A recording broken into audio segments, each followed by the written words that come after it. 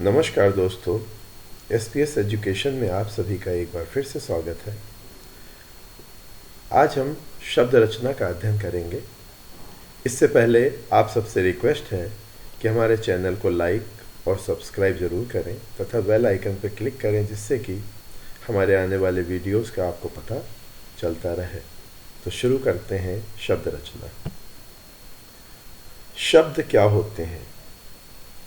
हिंदी भाषा में शब्द एक स्वतंत्र इकाई है। इनका प्रयोग स्वतंत्र रूप से किया जाता है, जैसे मेज, कुर्सी, कलम, सुंदर आदि। ये सब शब्द हैं और इनके अपने अर्थ हैं। अब शब्द कहते किसे हैं? तो दोस्तों, वर्णों के सार्थक समूह को शब्द कहा जाता है।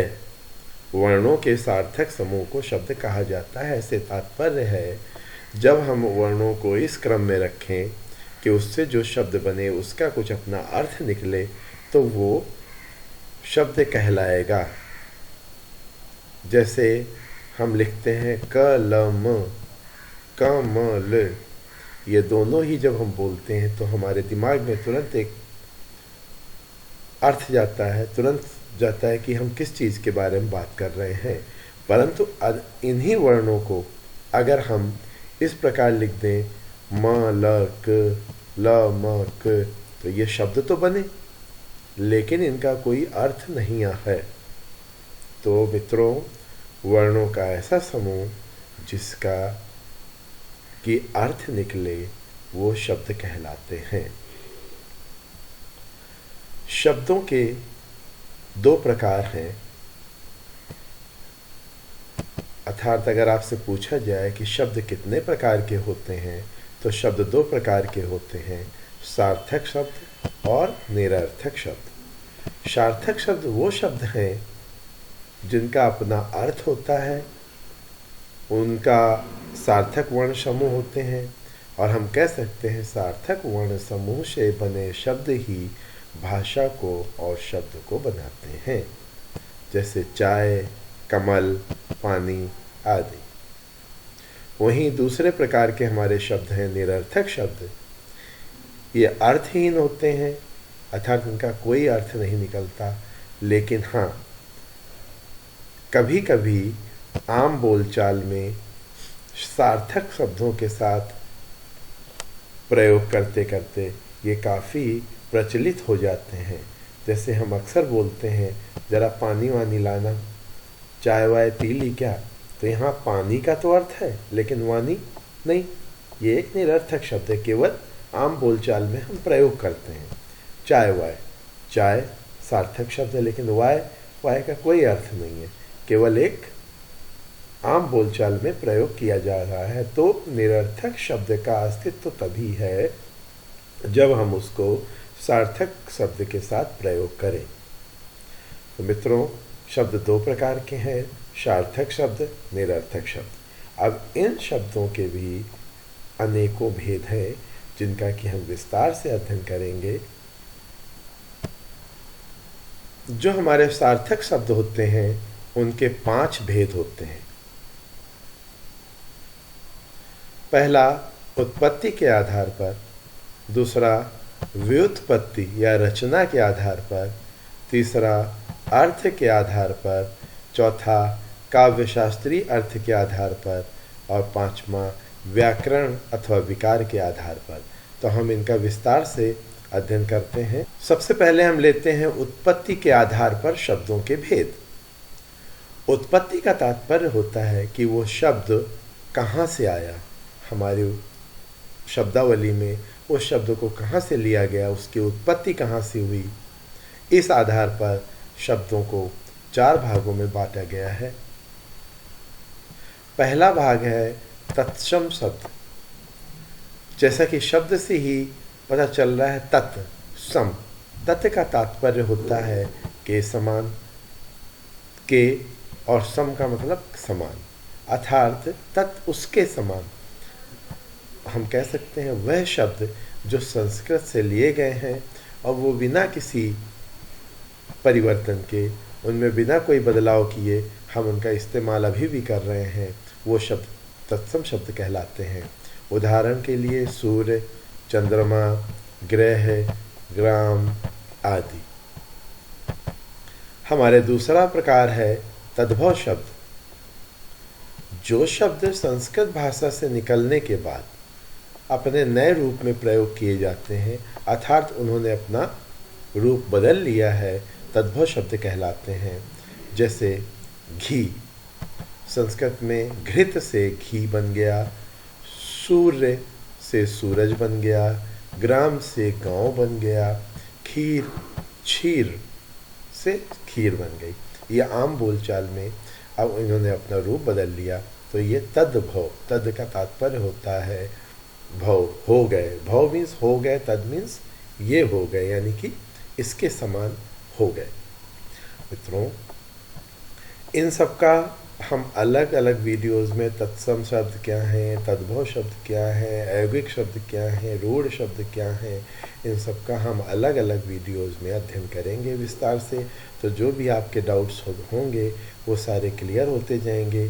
आज हम सिर्फ शब्द कितने प्रकार के होते हैं, उनके क्या क्या भेद हैं, सिर्फ इसका अध्ययन करेंगे तो आपके ये डाउट क्लियर हो जाएंगे कि शब्दों से संबंधित जो आपसे क्वेश्चन पूछे जाते हैं कि ये कितने बताइए, उत्पत्ति के आधार पर कितने हैं, अर्थ के आधार पर कितने भेद हैं, कहाँ से लिए गए हैं, विदेशी शब्द कौन से हैं, देशज शब्द कौन से हैं, ये सारा कॉन्सेप्ट आपके आज क्लियर हो जाएंगे। इसके बाद इनका हम विस्तार से अध्ययन अपने आने वाली वीडियोज़ में करेंगे। उत्पत्ति के आधार पर शब्दों का अगला भेद है देशज शब्द। वो शब्द जो शब्द संस्कृत या किसी अन्य भाषा से ना होकर, जो शब्द हमारे ग्रामीण इलाकों से हम कह सकते हैं या हमारे देश की आम बोलचाल से जो शब्द लिए गए हैं, वो शब्द देशज शब्द कहलाते हैं। जैसे जूता, लोटा, गाड़ी, छोरा आदि, ये शब्द देसी शब्द हैं जिनको कि संस्कृत या अन्य भाषा से नहीं लिया गया है, ये हमारी ही ग्रामीण भाषाओं के रूप हैं। चौथा प्रकार है उत्पत्ति के आधार पर विदेशी शब्द। विदेशी शब्द ऐसे शब्द जो दूसरे देशों की भाषाओं से लिए गए हैं, जो अन्य देशों की भाषाओं से लिए गए हैं। ज़रूरी नहीं है कि वो अंग्रेजी के ही शब्द हों, वो किसी भी भाषा के हो सकते हैं, तुर्की, फ़ारसी, अरबी, किसी भी भाषा के शब्द हो सकते हैं। इन विदेशी शब्दों पर भी हम अलग से अध्ययन करेंगे कि हमारी हिंदी में किस किस भाषा के कितने शब्द प्रयोग किए जाते हैं और उनकी पहचान क्या है, जिससे कि कभी भी उनको पहचानने में आपको परेशानी ना हो। कुछ विदेशी शब्द जैसे डॉक्टर, मास्टर, चश्मा, कुर्सी आदि हैं। तो इस प्रकार उत्पत्ति के आधार पर शब्दों के कितने भेद हैं? उत्पत्ति के आधार पर शब्दों के 4 भेद हैं। कौन कौन से? तत्सम, तद्भव, देशज और विदेशी शब्द। शब्दों का जो दूसरा भेद है रचना के आधार पर शब्दों का भेद, इसके अंतर्गत भी इनके 3 भेद होते हैं। रूढ़ शब्द, अयौगिक शब्द और योग रूढ़ शब्द। आप लोग अक्सर इसमें कंफ्यूज होते हैं कि ये रूढ़ क्या है, अयौगिक क्या है, योग रूढ़ क्या है। इनका भी हम अलग वीडियो में अध्ययन करेंगे। आपको किसी भी आज ही आपका क्लियर हो जाएगा, फिर भी आने वाली वीडियो से आपका इतने अच्छे से तैयार हो जाएगा कि कभी आपको परीक्षाओं में परेशानी नहीं उठानी पड़ेगी। रूढ़ शब्द क्या होते हैं? जो शब्द अपना विशेष अर्थ रखते हैं और हम इनको खंडों में विभाजित नहीं कर सकते, ऐसे शब्द रूढ़ शब्द कहलाते हैं। शब्द तो है, उसका अर्थ भी है, परंतु हम उसको विभाजित नहीं कर सकते, किसी अन्य रूप में परिवर्तन नहीं कर सकते। जैसे गाय, कलम, हाथी, पुस्तक आदि। अगर हम कलम है तो इसको हम अगर 2 भागों में विभाजित कर दें तो इसका कोई अर्थ नहीं निकलेगा। हाथी को हम 2 भागों में विभाजित नहीं कर सकते, पुस्तक को हम 2 भागों में नहीं, 2 या अधिक भागों में नहीं बांट सकते। तो ऐसे शब्द जिनको खंडित ना किया जा सके रूढ़ शब्द कहलाते हैं। रचना के आधार पर दूसरे प्रकार के शब्द हैं अयौगिक शब्द।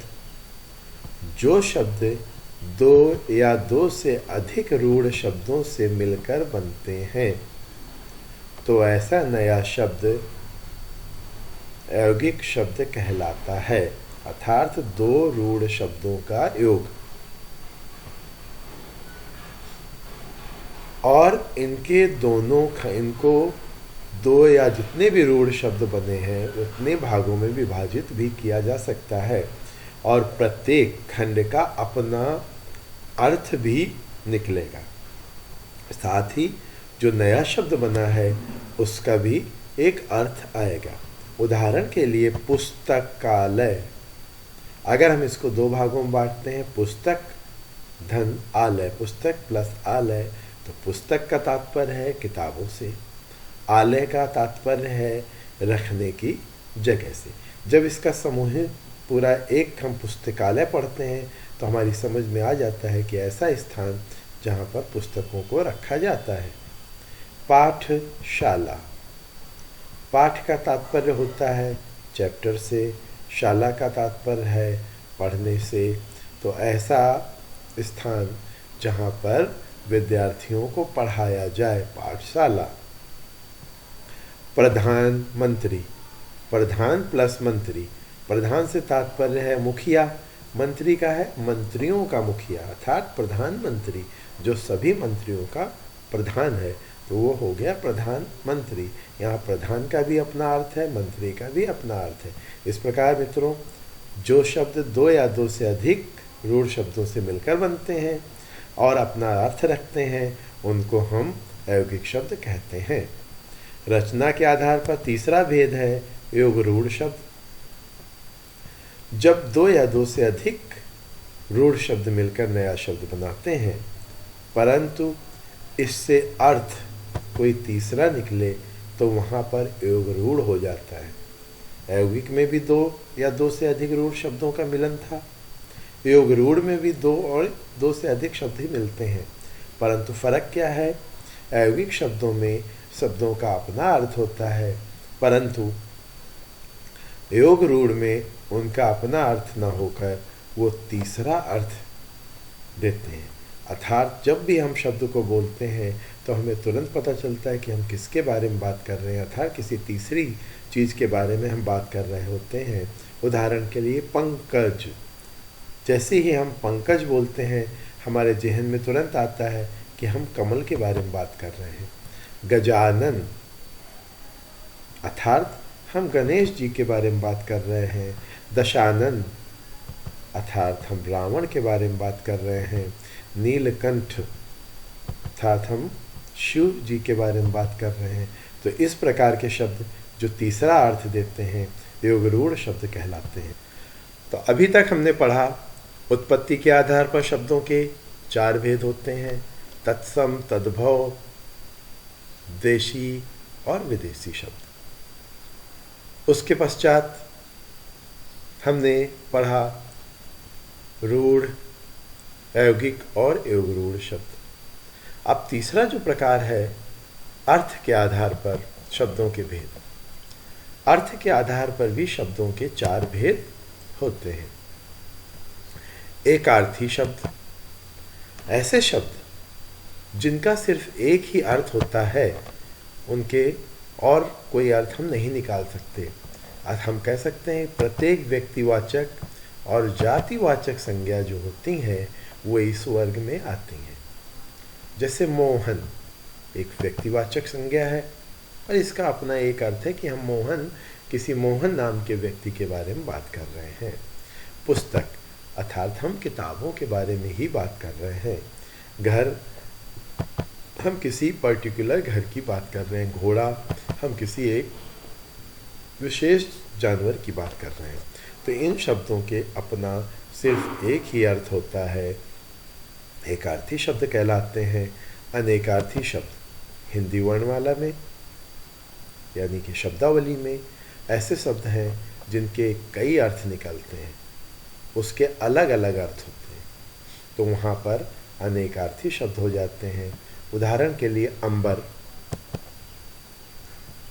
आकाश, अंबर का अर्थ होता है आकाश, अंबर वस्त्र को भी बोलते हैं। इसी प्रकार पत्र, पत्र चिट्ठी को भी बोलते हैं, पत्र पत्ते को भी बोलते हैं, पत्र शंख को भी बोलते हैं। अनेकार्थी शब्द, पर्यायवाची शब्द और विलोम शब्दों पर भी हम वीडियोस अलग अलग लाएंगे, जिससे कि आपके सारे अनेकार्थी, पर्यायवाची और विलोम शब्द तैयार हो जाएं, जो कि अक्सर परीक्षाओं में पूछे जाते हैं। पर्यायवाची शब्द ऐसे शब्द जो समान अर्थ रखते हैं। अनेकार्थी में क्या है, कई अर्थ हो सकते हैं, जरूरी नहीं कि उनका अर्थ समान हो।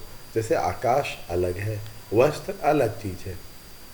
परंतु पर्यायवाची में जो भी शब्द होंगे उनका अर्थ समान होगा। जैसे आकाश को हम गगन, नभ, व्योम, आसमान आदि नाम से भी जानते हैं। इस प्रकार से पर्यायवाची शब्दों का समान अर्थ वाले शब्द होते हैं।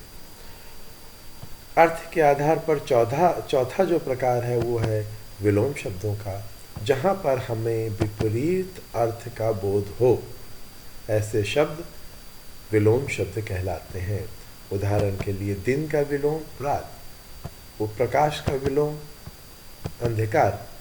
तो विलोम शब्द इस प्रकार अर्थ के आधार पर, रचना के आधार पर और उत्पत्ति के आधार पर हमने शब्दों के भेद देखे। अब हम शब्दों का जो चौथा प्रकार है काव्य शास्त्रीय आधार पर, उसके बारे में अध्ययन करते हैं। काव्य शास्त्रीय अर्थ के आधार पर शब्दों को 3 भागों में बांटा गया है। शब्द का अमिधा रूप, अर्थात ऐसा रूप जिसका सीधा अर्थ निकलता हो, उसमें कोई परिवर्तन ना हो। जैसे हम कहें सीता गाना गाती है, तो सीधा तात्पर्य क्या करती है, गाना गाती है। ठीक है। दूसरा प्रकार होता है लक्षणारूप, जहाँ पर हम तुलना करें, किसी से तुलना की जाए तो वो लक्षणारूप हो जाता है। उदाहरण के लिए हम कहें कि राम हमारी क्लास का चाणक्य है, तो यहाँ पर हमने राम की तुलना किससे की, चाणक्य से की, अर्थात वो इतना बुद्धिमान है। इसी का तीसरा प्रकार होता है व्यंजनारूप, जब हम व्यंग्यात्मक अर्थ देने वाला शब्दों का प्रयोग करते हैं तो वहाँ व्यंजनारूप हो जाता है शब्द का। उदाहरण के लिए हम किसी के लिए कहें वो तो गोबर गणेश है, तो यहाँ पर हमने क्या प्रयोग किया, उसकी हमने एक तरह से हंसी उड़ाई। गोबर गणेश मतलब बेवकूफ़ है, बुद्धू है ना।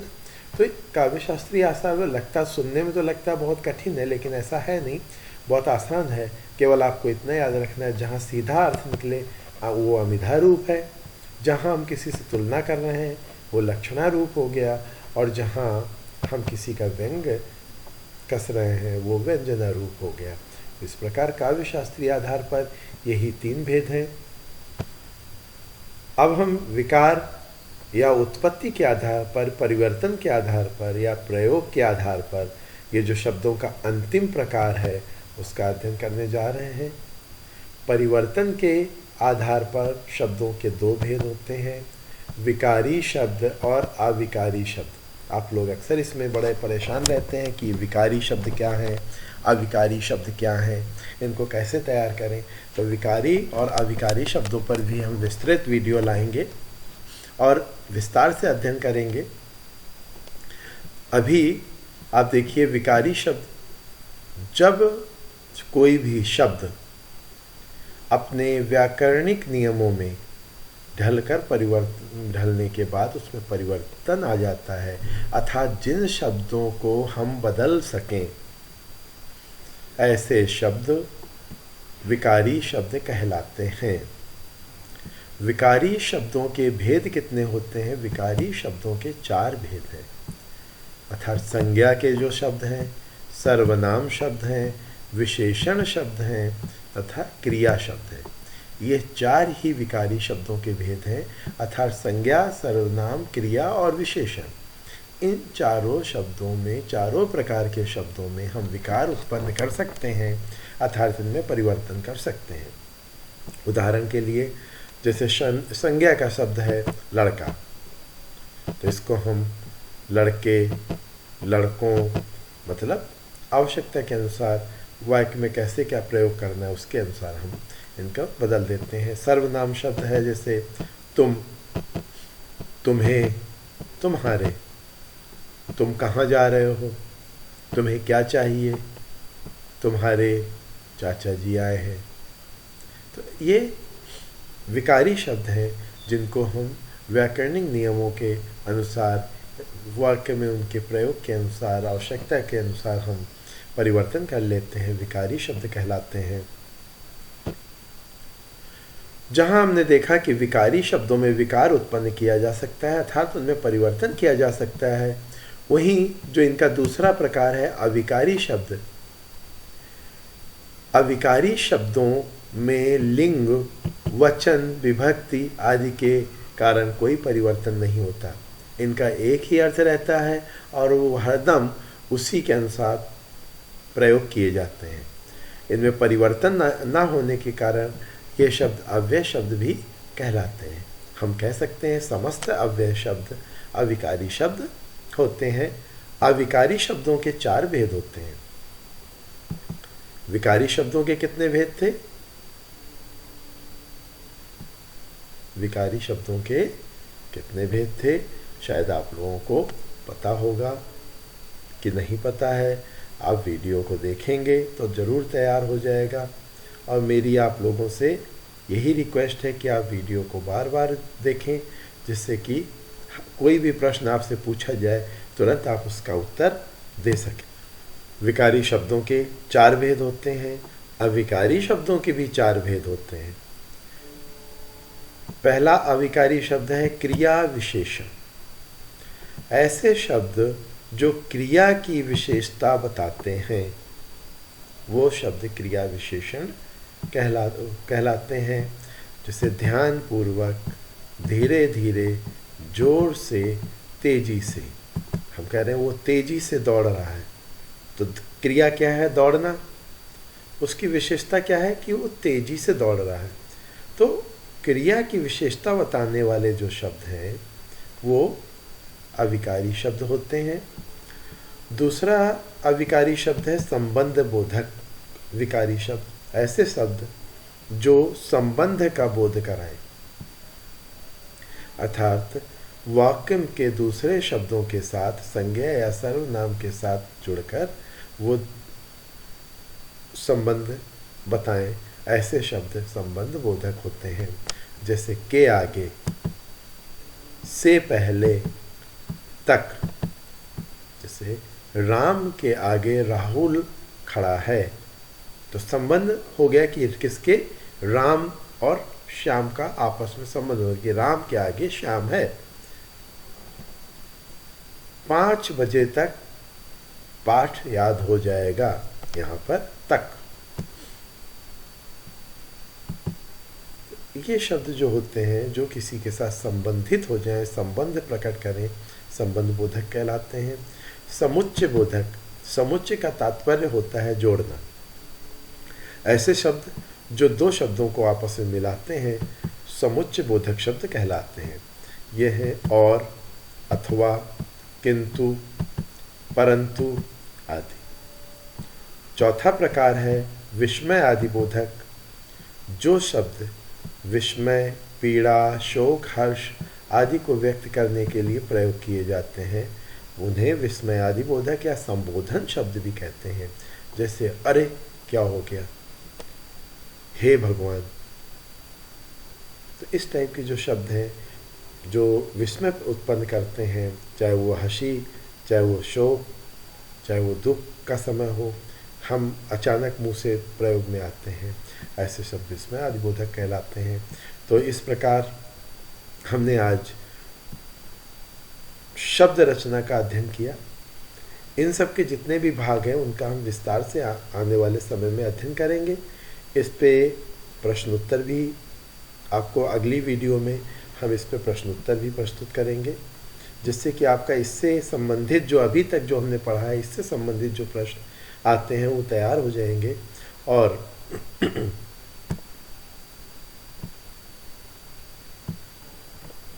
अभी तक वर्ण रचना पे हम 2 वीडियो दे चुके हैं, एक वीडियो प्रश्नोत्तर पे आ चुकी है। आज ये शब्द रचना पे हमारी पहली वीडियो है। कल हम इस पे प्रश्नोत्तर जो महत्वपूर्ण प्रश्न होंगे इससे संबंधित जो हमारे परीक्षाओं में पूछे जाते हैं वो वीडियो आएगी। उसके पश्चात हम वाक्य रचना ऐसे करके सारे टॉपिक्स कवर करेंगे। और आज शब्द रचना के जितने भी भाग थे, तत्सम क्या है, तद्भव क्या है, रूढ़ क्या है, अयोगिक क्या है, योग रूढ़ क्या है, विकारी क्या है, अविकारी क्या है, ये शब्द बहुत ही परेशान करते हैं, तो इन पे भी हम विस्तार से अध्ययन करेंगे। और गारंटी से कह सकता हूँ कि एक ही वीडियो में आपका वो पूरा टॉपिक क्लियर हो जाएगा। तो इसके लिए आप हमारे चैनल को लाइक और सब्सक्राइब करें, साथ में बेल आइकन को क्लिक करें, जिससे कि हमारे आने वाली वीडियोस का आपको पता चलता रहे और आप इसका लाभ उठाते रहें। धन्यवाद।